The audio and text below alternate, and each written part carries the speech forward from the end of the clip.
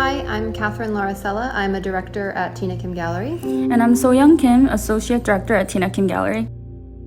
And we're so excited to be able to take you on a digital tour through our Lee Seung Jio exhibition.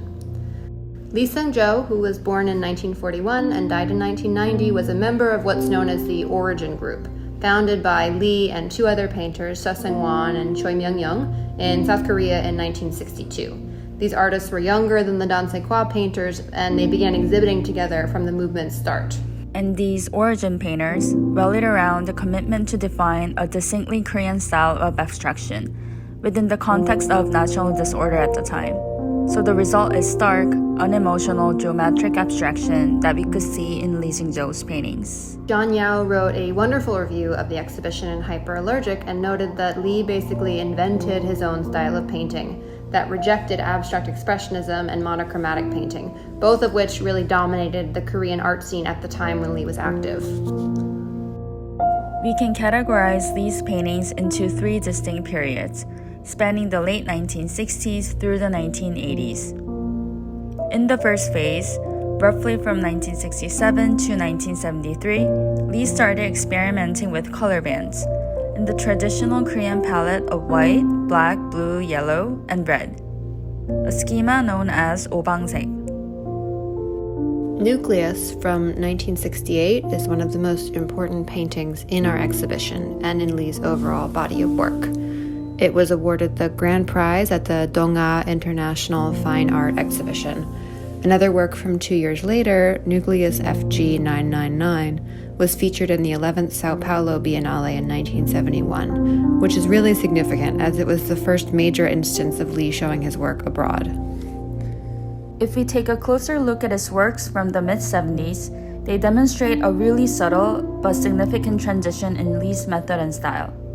These paintings start to take a more muted, darker tone, with their orientation skewing more diagonal, and the boundaries of each motif blurred in between. Here, the pipes appear to oscillate and reflect a sense of speed, or even dynamic tension. Repetition is the key term when we talk about Lee Seung Jio's works. This doesn't just refer to the repetitive motifs, but also to his practice itself. Before he began each painting, he would rub the canvas with sandpaper before he painted the surface over and over again with flat brushes, allowing the paint to permeate into the softened canvas. These repetitive brushstrokes create a density and dynamic tension that we see in the works. In his works from the 70s and 80s, we see Lee Seung Jio starting to use more and more of the color black. A lot of the scholars have noted that this was a popular trend among artists who graduated from the College of Fine Arts at Hongik University. Park Seo-bo, a renowned Dansei-kwa master, is also one of them. And even after his contemporaries moved into using the color white, Lee continued with this darker palette, mainly because it allowed him to emphasize the pipes visually. In the third phase, spanning from roughly 1981 until his passing in 1990, the aesthetics from the first two periods intersect and provoke a spatial illusion as these blurred pipes emerged, resembling a style of op art. According to Oh Kwang-soo, a renowned art critic, Lee Seung Jio didn't start with the sense of making op art. The visual result was instead inspired by his practice, not the other way around. Oh also argues that Lee Seung Jio is the only artist in Korea who can be included in the op art category, which was trending at the time.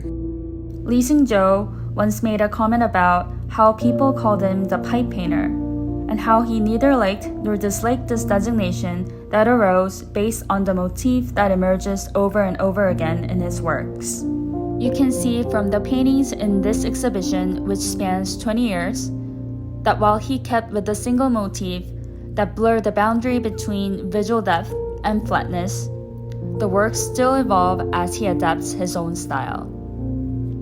Lee titled all of his paintings Nucleus, which is common among Korean painters. A lot of them kept with a single theme or idea and would continue to analyze and explore this idea in their works. This word, nucleus, makes us think of the anatomic, mass, and existence on the most basic level. The pipes, which he used to create a sort of visual cacophony between flatness and volume, are the nuclei of these paintings, and he seems to graft them into the flatness of the canvas so that the two become inseparable. neither could exist without the other. The canvas is not merely a frame or a surface, as with most paintings we see, and the painted motif isn't just an image. The two form a perfect sense of balance and synergy. Lee Seung Jio will have a major retrospective at the National Museum of Modern and Contemporary Art Korea from June 4th through October 4th, 2020. Thank you so much for joining us on this digital tour for this exhibition that we are so excited about, and for this artist who is now starting to be more well known internationally.